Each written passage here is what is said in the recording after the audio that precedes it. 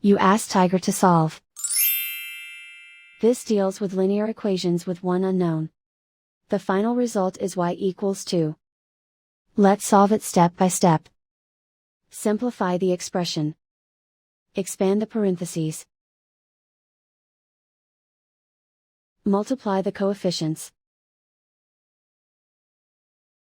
Simplify the arithmetic. Group like terms. Combine like terms.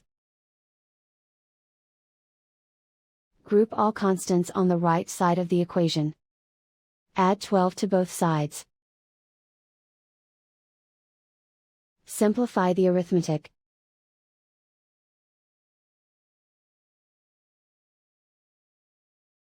Isolate the y.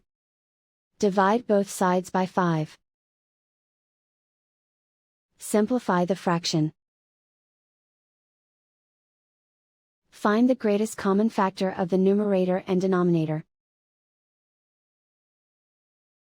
Factor out and cancel the greatest common factor.